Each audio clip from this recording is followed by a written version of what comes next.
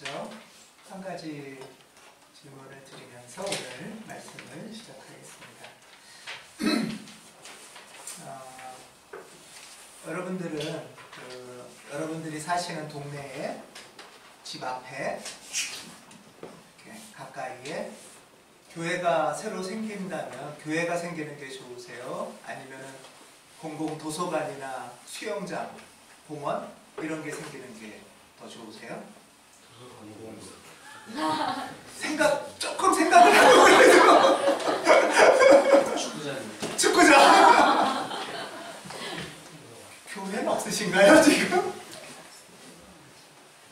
예.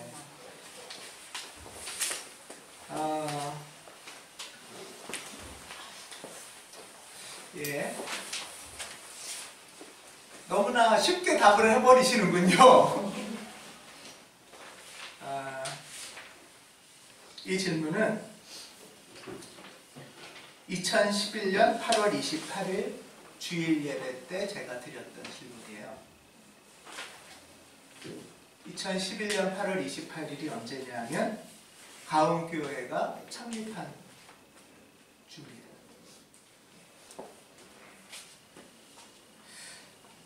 교회를 새로 시작하면서 이 질문을 나눴어요. 자, 여러분들도 굉장히 쉽게 답이 나오셨죠? 그런데 교회를 새로 시작한다면은 우리도 그런데 우리 동네 사람들이 좋아할까요?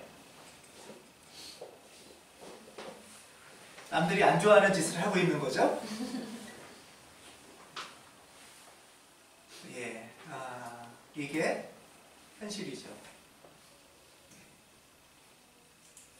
복음이라고 하는데, 영어로 굿뉴스라고 하는데, 복음을 전하거나 실천하는 교회가 온다는 것이 뉴스도 아니고, 더군다나 좋은 소식은 더 아닌. 그게 7년 전 가온교회를 처음 시작할 때의 현실이었습니다. 그 현실은 좀 너무나 빨리 답이 나오시는 거 보니까 아주 많이 바뀌진 않았나? 이런 마음도 좀 한편 드는데요. 7년 전에 이 질문을 하면서 가온교회를 새로 열 때, 새로 시작할 때 이런 현실에서 왜 굳이 우리는 교회를 새로 시작할까? 하는 게 우리의 질문이었습니다. 아무도 원하지 않는 현실, 전혀 교회가 생긴다는 게 전혀 좋지 않은 현실에서 우리가 왜 교회를 시작할까? 저는 이 현실이 바로 가온교회가 시작한 이유라고 생각합니다. 교회가 그런 걸 다 알지만 교회를 포기하지 않겠다는 마음, 그래서 교회를 교회답게 해보자는 마음이 7년 전 가온교회를 시작한 그런 마음이었습니다. 그렇게 이제 질문하고 답을 찾고 걸어온 시간이 가온교회의 지난 7년의 시간이었습니다. 제가 올해는 말씀드렸듯이 NCC 교회협의회에서 전국으로 이렇게 강의를 좀 하러 다니는데요. 강의할 때의 첫 질문은 바로 이 질문이에요. 강의를 하면은 주로 오시는 분들이 이제 교회의 담임 목사님들이나 장로님들, 지도자들이거든요, 교회에. 그래서 여러분들은 집 앞에 똑같은 질문을 하죠. 집 앞에 동네에 교회가 생기는 게 좋으세요? 도서관이 생기는 게 좋으세요? 그러면은 여러분하고 비슷하게 목사님이나 장로님들도 교회보다는 도서관이나 수영장이 생기는 것을 더 원한다고 합니다. 그러니 우리가 얘기를 나누죠. 그런 교회에 누굴 오라고 할 거며 우리는 그런 교회를 왜 지키고 앉았냐 하고 얘기를 나눕니다.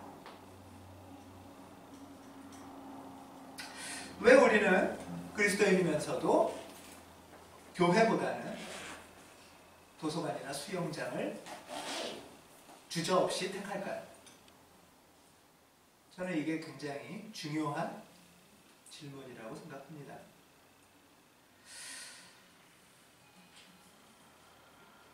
이것은 도서관이나 공원이 있으면 왜 택하시는 거예요, 여러분? 왜 교회보다는 도서관이나 공원을 아주 쉽게 먼저 택하셨어요? 예? 아, 교회는 많아서. 도서관이 많은 거는 싫은가요? 수영장이나 축구장이 많은 거는? 그건 좋은데 교회가 많은 거는 싫으네요? 아, 필요가 별로 없는 것 같아서. 예. 도서관이나 수영장이나 공원은 내가 직접 이용하든 우리 아이가 이용하든 아니면 우리 가정이 안 이용해도 있으면은 좋은 일에 사용될 것 같으니까. 그렇죠? 내가 직접 안 써도 좋은 일에 쓰일 거니까. 근데 그거에 비해서 교회는 좋은 일에 쓰일 거라는 믿음이 별로 없는 거죠.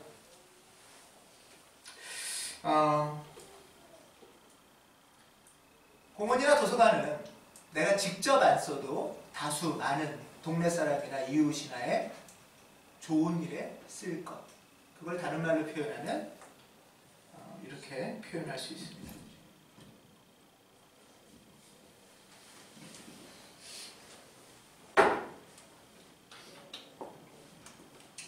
그걸 한자로 쓰면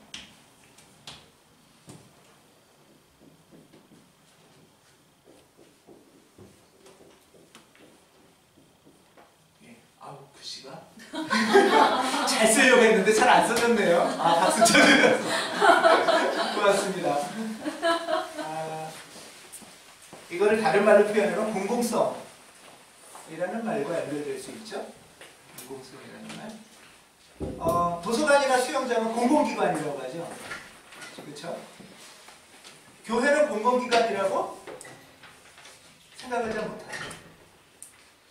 공공성이 뭔가를 저는 좀 오늘 나누고 싶은데요. 이게 가온교회의 출발의 이유와도 관련되기 때문입니다. 또 그리고 오늘 제목이 바로 복음의 공공성, 교회의 공공성인데요. 한자를 생각해 보겠습니다. 이 앞에 공, 이 공은 어떤 공공의 가치, 인류 보편의 공공의 가치를 상징합니다. 그러니까 공공의 상징, 공공의 가치라는 건 어떤 거죠? 굉장히 중요한 거잖아요. 인류가 건강하게 살아가기 위해서. 예를 들면 생명을 보존하는 거, 이런 거죠. 사람 죽이는 게 아니라 살리는 거잖아요. 생명을 보존하는 거. 그 다음에 뭐 예를 들면 우리가 몇 년 전에 우리나라에서도 인문학 열풍일 때 단초가 됐던 정의란 무엇인가, 이런 거는 종교랑 상관없이 누구나 궁금해하고 배우려고 하는 거죠. 정의. 그리고 평화. 이런 게 일종의 공공의 가치이죠. 그렇죠? 그래서 이거는 종교랑 상관없어도 학교에서 이런 걸 가르치죠. 학교에서 예를 들면은 야, 사람 죽이며 살아라. 불의하게 사는 게 최고다. 어떻게 하면은 전쟁을 일으킬 수 있을까? 이렇게 가르치진 않잖아요, 최소한. 그렇죠? 이런 공공의 가치, 이것이 이제 공공성의 첫 번째 의미인데요. 근데 이거는 바로 하나님 나라의 지향과 일치되는 것이겠죠. 로마서 14장 17절에서는 하나님 나라는 뭐라고 했죠? 어떤 나라? 정의와 평화와 기쁨의 나라라고 했습니다. 그러니까 하나님 나라는 공공의 나라예요. 공공의 가치를 창출하고 누리고 실천하는 나라가 하나님 나라죠. 그렇죠? 복음은 특정한 어떤 소수만을 위한 것이 아니라 인류 보편의 가치를 지향하는 것이죠. 우리 교회의 표현은 여기에서 나왔습니다. 우리 교회 표현은 지금 주보 앞에 있죠. 뭐죠? 정의로운 평화, 아름다운 기쁨.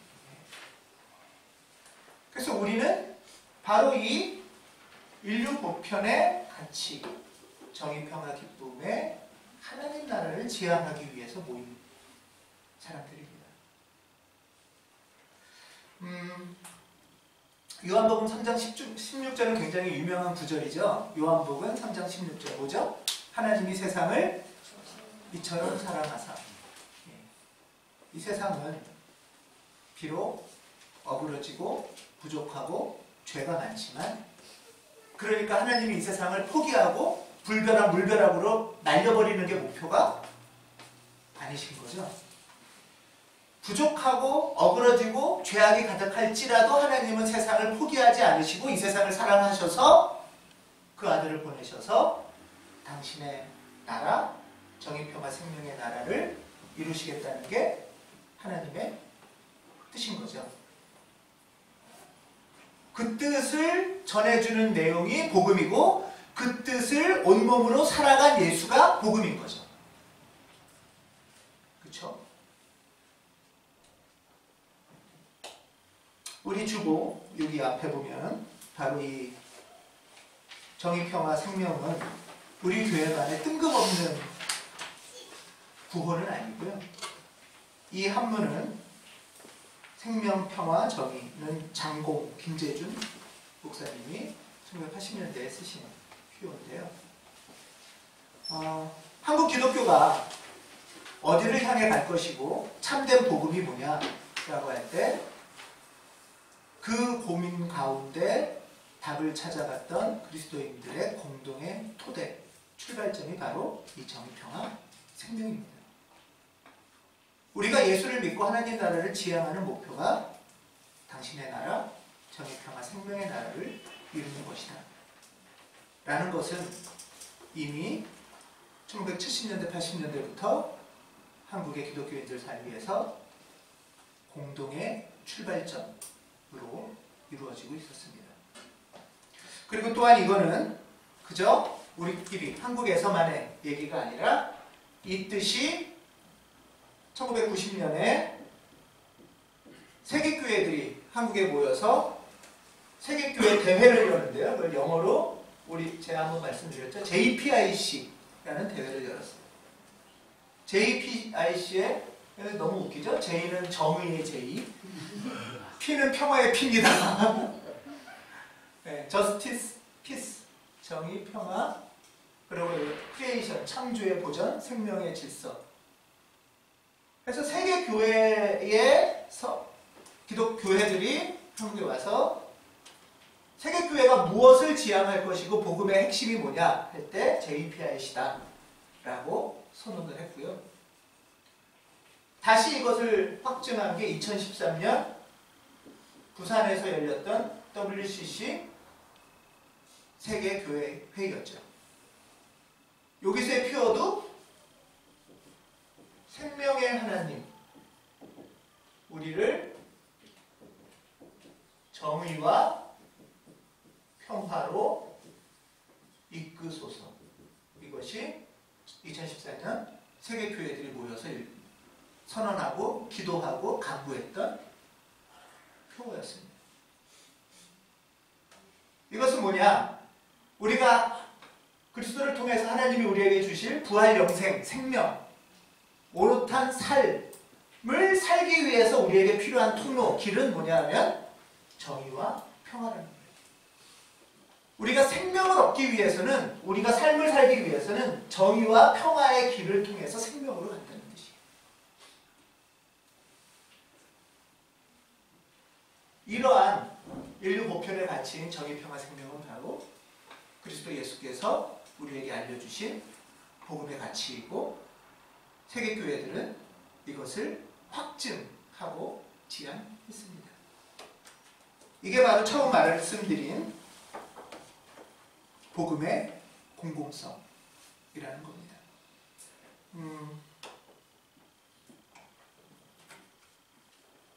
저는 우리 그리스도인들은 이것은 성경 구절 암기하듯이 외웠으면 좋겠어요. 복음이 뭐냐? 우리가 왜 모이고 왜 믿느냐? 무엇을 믿느냐? 라고 할 때 이게 바로 우리 신앙의 첫 출발인 거죠.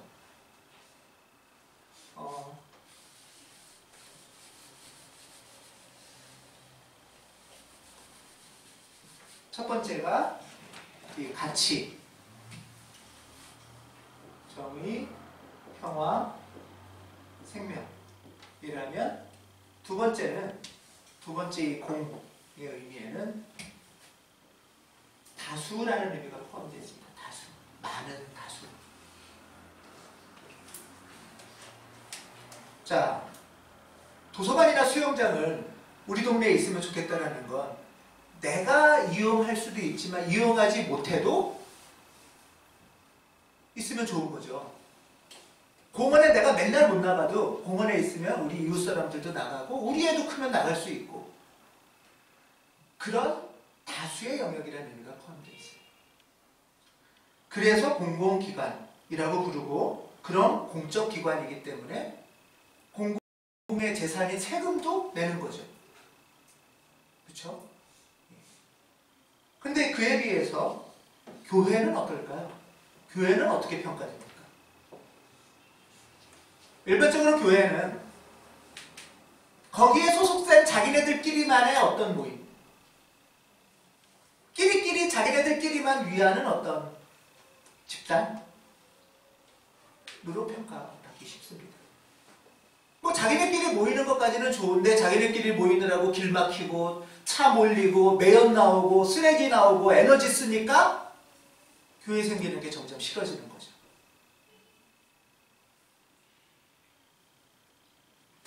옛날에 이명박이라는 전 대통령이 있을 때 이런 말이 있었죠. 고소영, 고는 뭐 특정 고려대, 뭐 소는 소망교회, 영은 영남권. 그래서 자기네끼리만 독점한다는 뜻이죠. 인맥과 학연과 거기다 교회, 교연까지 합쳐져서 이게 교회의 평가입니다. 이러니까 교회는 아주 다수 사람들에게 꺼려지는 존재, 공간, 모임이 되어버리고 말았습니다. 민중신학자 중에 안병무 선생이 계신데요. 안병무 선생은 무슨 말씀을 했냐면 이 공의 영역을 소수가 독점하는 것으로부터 죄는 시작된다. 공의 영역을 소수 몇몇 사람들이 독점하고 가져버리는 것. 그것이 공의 반대로 사죠, 사유화 시켜버리는 거예요. 그것이 인간의 죄라는 거죠. 예를 들면 구약에서 가장 대표적인 죄 중에 하나가 땅을 개인이 독점해버리는 거예요. 어차피 땅이라는 건 한정되어 있잖아요. 그렇죠? 우리나라 한반도 땅도 한정되어 있고 예를 들면 우리 인류가 사는 땅이 요만하다고 쳐요. 근데 이 중에서 한 80%를 나 혼자 갖고 있어요. 마음에 드는데요? 이런 공의 영역을 누군가 소수 한두 명이 독점하는 것을 사유화라고 하고 그것이 권력, 부패한 권력, 왕, 재판장의 잘못과 연결됩니다. 여러분들 땅을 소수 몇몇이 독점하면 나머지 사람들은 바다에서 살아야 되는 거잖아요. 그렇죠? 하늘을 독점할 수 있을까요? 소수가? 공기를 소수가 독점할 수 있을까요? 물을 누가 수원지를 소수가 독점하면은 나머지 사람들은 물을 못 먹는 거잖아요. 이렇게 공공의 것을 소수가 독점하고 사유화하는 것이 죄의 출발인데, 문제는 교회가 그렇게 자기네끼리만 또는 그 중에서도 누군가만을 위한 공간으로 독점해버린 것. 그것이 죄. 우리가 죄라는 말을 붙이지 않아도 이미 우리들은 많이 교회를 그런 것으로 평가하고 받고 있죠.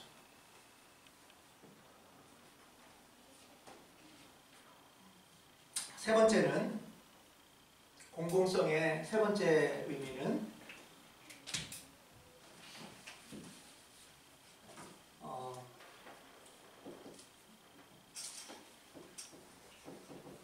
절차 또는 과정의 의미가 포함되어 있어요.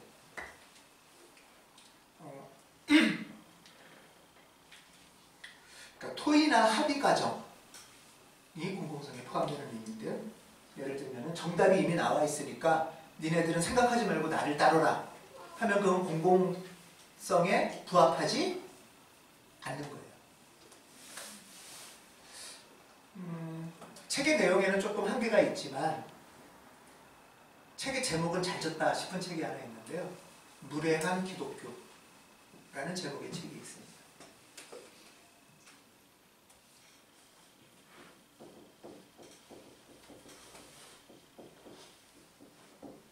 라는 거는 이미 우리는 답이 있으니까 니네들은 그냥 우리가 시키는 대로 따라와 라는 거죠.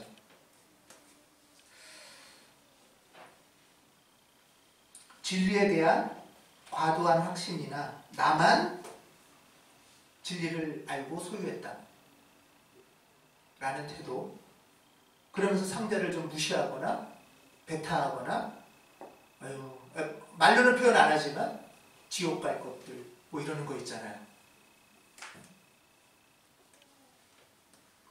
은근한 무시나 노골적인 적대심 같은 것들이 기본적인 기독교인들의 태도 속에 있어 왔다라는 게 한국만이 아니라 서양인들의 평가이고요. 이 태도가 결국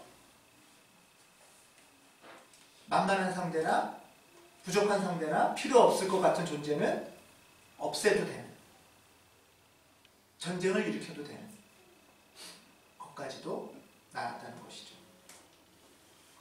이 공공성의 절차에는 민주적이고 평화로운 방식으로 이 가치가 구체적으로 뭔지를 찾아가는 과정입니다. 이 가치를 구체적으로 우리가 어떻게 실현할 수 있는지 논의하는 과정이고 공부하는 과정입니다. 또 하나는 이런 이야기를 나누는 그 자리, 그런 공간이 공공성의 의미입니다.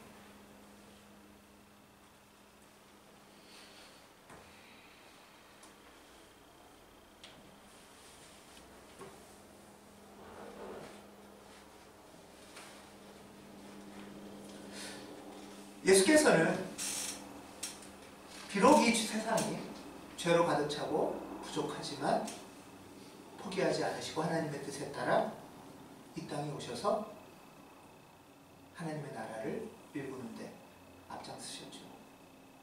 예수께서는 스스로 내가 이 세상에 왜 왔고 내가 이 세상에서 왜 사는지 본인의 삶의 의미를 천명한 게 있어요. 마가복음 1장 38절에 보면 나는 이 일을 하러 왔다 라고 말씀하셨어요. 이 일을 하러 왔다는 것은 내가 사는 이유가 이거구나, 하나님이 나한테 생명을 주신 이유가 이거구나 라는 뜻이겠죠. 그리고 오늘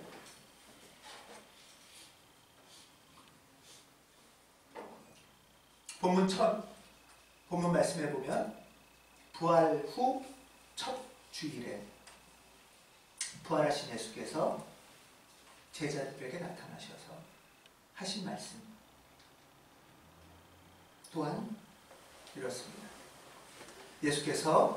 아버지께서 나를 보내신 것 같이 나도 이제 너희를 보낸다. 그리스도인들이 모인 이유는 성령을 받고 하나님의 능력을 받아서 당신의 나라를 이루기 위해서, 보냄받기 위해서 모이는 겁니다. 하나님 나라의 일을 일구기 위해서 모이는 거죠. 이게 이 땅에 교회가 세워진 이유입니다. 교회는 스스로 생존하고 존재하기 위해서 있는 기관이 아니에요. 이 일을 위해서 모인 것을 교회라고 하는 거죠. 그래서 교회가 예수의 몸이죠. 예수께서 그 일로 오셨듯이 우리도 그 일을 위해서 모이는 사람, 그리고 그 일을 위해서 나아가는 사람들입니다.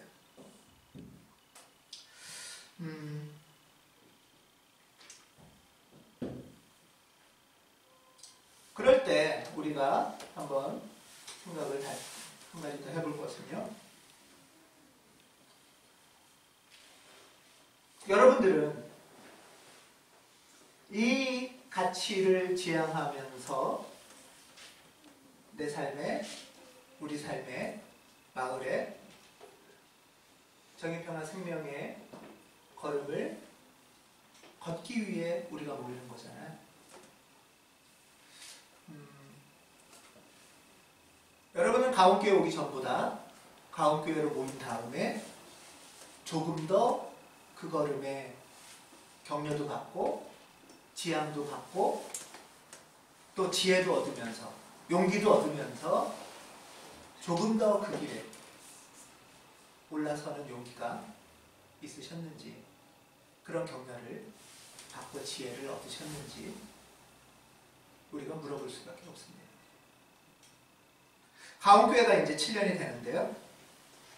가온교회는 지난 7년 전의 그 평가에 비해서 7년 후 지금은 어떨까? 이 동네나 주변에 또 교회야? 라는 마음, 태도를 들으면서 모이는 건 아닐까?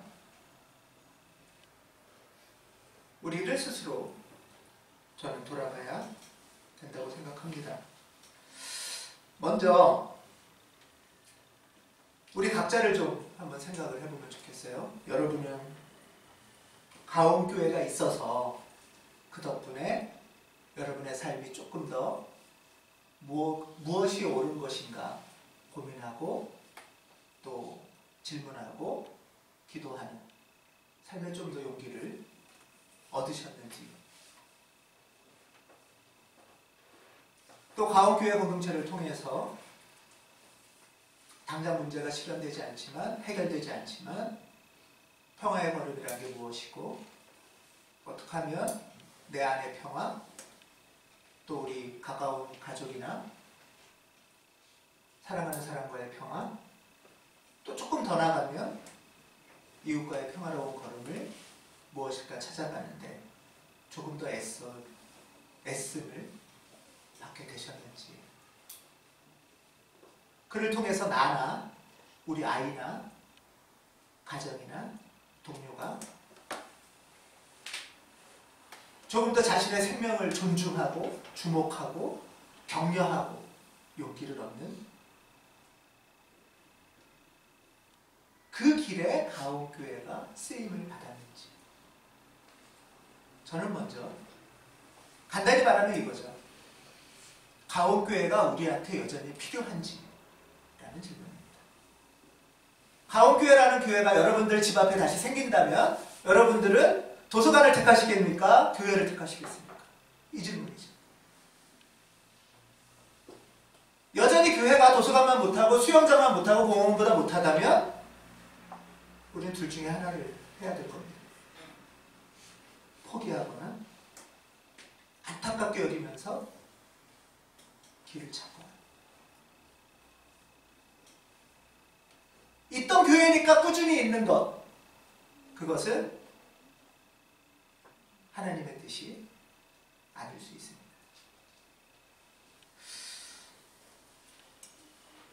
지난 7년 가온교회는 나름의 이제 여러분들이 오시기 전인 분들도 계시고요. 나름의 애를 쓰면서 어떻게 하면 평화의 여정을 조금 더 걸어볼 수 있을까, 이런 것들을 나름 애쓰기도 하고, 또 목회부를 중심으로 해서 금을과학교나 지역의 활동들에 조금씩 더 참여하려고도 했었습니다.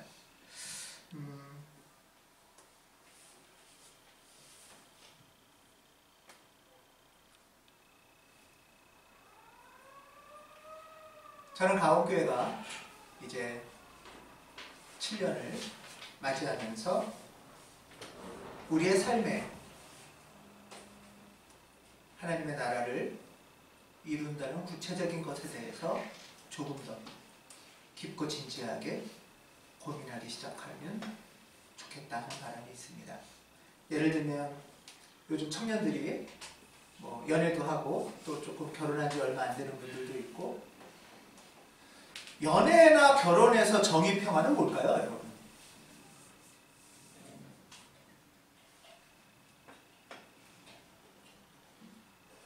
이 상대가 화가 나면 무조건 미안했다고 비는 건 정의평화는 아니죠? 내가 잘못했다고 빨리 엎드리는 것만은 아닐 수도 있죠. 올바른 연애는 뭐고, 결혼 준비는 어떻게 하고, 결혼식은 어떻게 하는 게 정의롭고 평화로운 걸까? 결혼을 한다는 건 생명을 낳는 거고 키우는 거고, 또 내 생명은 그 과정에서 어떻게, 상대의 생명은 어떻게 오롯해지는 걸까 하는 것이 우리의 질문이어야 되는 거 아니겠습니까?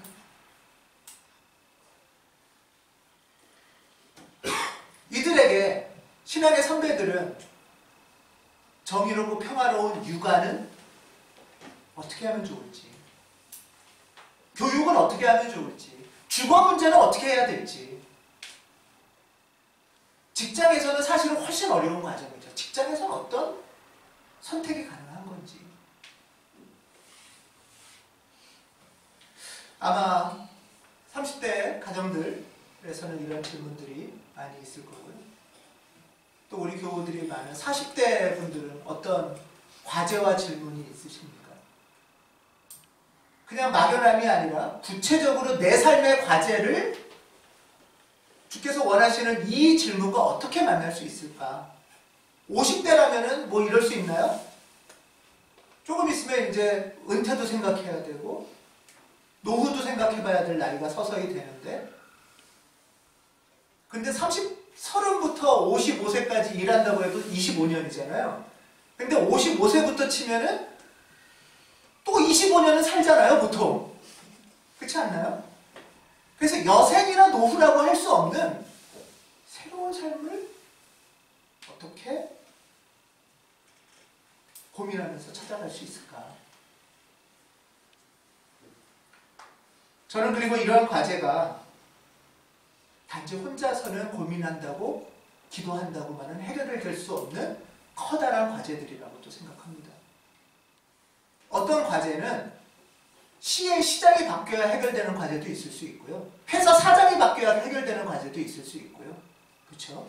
어떤 과제는 대통령이 바뀌어야 해결되는 과제도 있을 겁니다. 어떤 과제는 남북 분단 체제가 바뀌어야 해결되는 과제도 있어요. 아주 사소한 일서부터 우리의 공동의 목표와 지향을 갖고 꾸준히 가야만 이 과제에 직면하고 찾아갈 수 있을 만큼 커다란 것까지 다양한 것들이 있습니다. 저는 우리가 각자의 삶뿐만 아니라 우리 공동의 과제를 또한 어떻게 찾아갈 수 있을까? 먼저 우리 각자의 과제가 이 질문 앞에서 어떻게 부닥치고 그 가운데서 어떻게 길을 찾아갈 수 있고 그것을 어떻게 선배들은 해왔는지를 이야기 나누는 것부터, 그리고 이 가운데 내가 해야 될 일은 뭐고 함께 해나가야 될 일은 뭔지, 이런 걸음을 보여줄 때 저는 우리 사회의 교회의 역할이 있을 수 있다는 생각을 합니다. 사실 처음에 말씀드렸듯이 정의, 평화, 생명 이거는 다 좋다고 하잖아요. 그렇죠? 근데 그래 그러면 정의롭게 살아봐야지 라고 결단하는 순간부터 질문이 막 오죠. 뭐가 정의롭지? 그렇게 질문이 오면 그 다음에 여러분들은 어떻게 하세요? 뭐가 정의롭다는 건 다른 말로 하면 어떤 게 적당하고 옳은 길이지? 라는 질문이죠. 그 질문이 오면 그 다음에 여러분들은 어떻게 하시죠? 질문만 갖고 사는 수밖에 없어요. 대부분은. 그걸 어디 가서 배울 수 있는 데가 있나요? 정의에 대해서 구체적으로 토의하고 찾아가 보자라고 격려하는 공간이 있나요? 평화도 마찬가지죠. 평화롭게 사는 게 좋다라는 건 알지만 너무나 공허한 선언에 그치는 거죠. 평화가 좋다고는 알지만 그 평화가 뭐고 그럼 내가 그냥 무조건 잘못했다고 비는 게 평화인지 가정의 평화를 위해서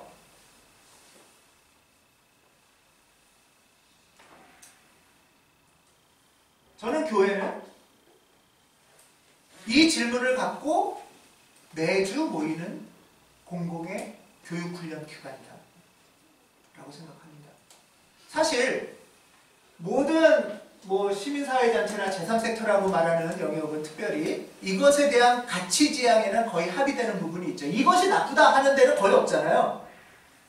근데 문제는 이 목표를 갖고 매주 모여서 고민하고 삶을 나누고 기도하고 길을 찾고 그거를 위해서 돈 모으고 이런 구체적인 단체나 집단이 교회 말고 혹시 보신 적 있나요? 저는 교회 말고는 별로 없는 것 같아요. 그래서 실제로 이 가능성이 저는 우리 사회에 여전히 굉장히 큰 역할을 하는 한 부분으로서의 교회가 기여할 바가 확고하고도 분명하게 있다 라고 저는 생각을 합니다. 시민단체들 같은 경우에 아시듯이 여기 사무국장님도 계시고 다 아시듯이 이 뜻은 굉장히 기여하고 동의하고 헌신하고 돈도 내고 이렇게 많이 하고 지지도 하시죠. 하지만 헌신한다고 해도 1년에 전체 회원이 모여서 총회하기가 힘들고요. 자원봉사자들도 몇 명 안 되고 한 달에 10,000원, 20,000원 헌금하면 아주 잘하는 거예요. 근데 그거에 비해서 교회는 어떻습니까?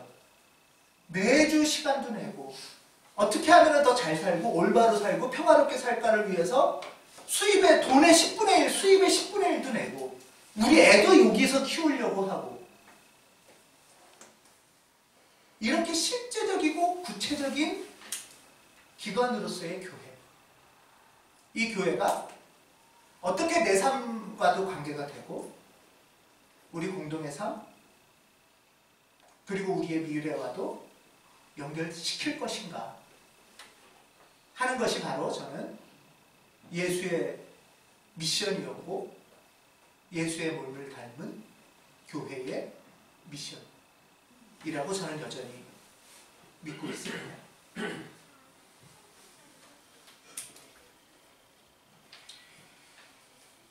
2011년 8월 28일 설교를 마무리하면서 저는 이렇게 교우들과 나눴는데요. 7년 전에 창립하면서 마지막 설교에 아직 가온교회가 새로 모이는 것이 좋은 소식인지 나쁜 소식인지 우리는 장담할 수 없습니다. 왜냐하면 시작이니까요.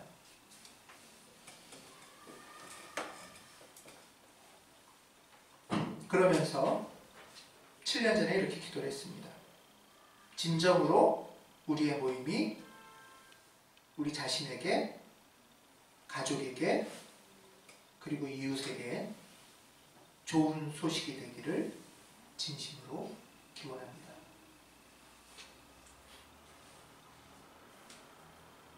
가온교회가 여전히 나에게 필요한 기관인지, 가온교회가 여전히 이 지역에 있어도 되는 것이지. 그래서 우리가 아직은 힘이 작지만 그 뜻과 애씀 가운데 하나님이 우리를 기뻐하실지, 그리고 그걸로 위해서 우리가 무엇을 다시 물어야 할지 함께 나누었으면 좋겠습니다. 기도하겠습니다.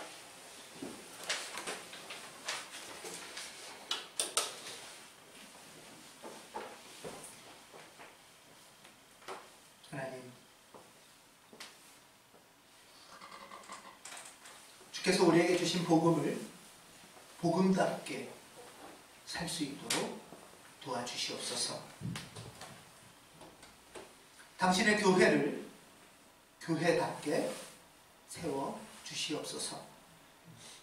이 교회가 내 인생의 은총의 거룩한 기관이 되도록 이끌어 주시옵소서. 가옥교회 덕분에 내가 하늘 하나님을 알고 당신이 우리에게 기대하고 바라시는 뜻을 알고 용기를 얻으며 걸어가는 든든한 동료, 배우가 되도록 도와주시옵소서.